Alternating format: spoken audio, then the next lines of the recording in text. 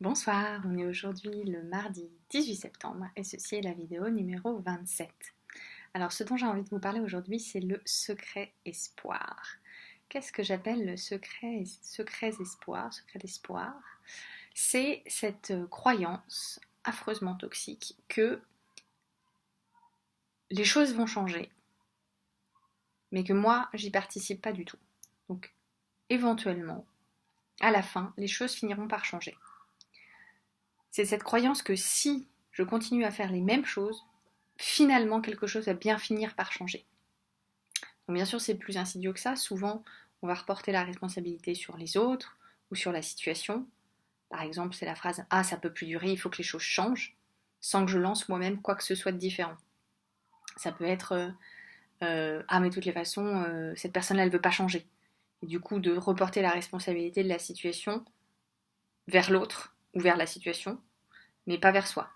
Donc c'est vraiment cette croyance que le monde tel qu'il est va finir à un moment, on ne sait pas trop pourquoi, par changer. Donc à quoi ça ressemble? Ça peut être par exemple le secret d'espoir d'avoir une augmentation sans jamais la demander. Ou le secret d'espoir de changer de job sans chercher à postuler. Ou le secret d'espoir de pouvoir rencontrer quelqu'un sans aller à des événements, ou sans faire les démarches de se mettre sur des réseaux en ligne. Ou le secret d'espoir de je pose mon intention à l'univers pour que quelque chose se passe, mais je ne fais rien derrière concrètement et pragmatiquement. Ou encore le secret d'espoir que je suis hyper occupée et un moment c'est sûr, je vais arriver à faire tout ce que j'ai à faire, et puis là, à ce moment-là, ce sera plus calme. Voilà, ça c'est quelques-uns des éléments qu'on peut identifier. Donc qu'est-ce qui se passe? 3 options à partir de là. La première, c'est d'abord de reconnaître ce moment-là. Qu'est-ce que je suis en train d'éviter? Et souvent, ce qui se passe, c'est là où c'est encore plus insidieux, c'est qu'on se dit « Ah mais oui, je me rends compte, c'est ça dont j'ai peur. » Et donc ça vient nourrir le « Bon bah donc du coup, maintenant que j'ai réalisé ce truc-là, alors ça va pas changer. Les choses vont bien finir par changer. » Exemple, je suis dans un job qui me plaît pas. J'ai l'espoir que les choses changent. Je sais bien que ce job me plaît pas. Ça va pas finir par durer. Au bout d'un moment, il va falloir que les choses changent. Et donc moi, activement, je mets pas en place des nouvelles activités pour que effectivement les choses changent. Je ne prends pas la responsabilité pour faire ça.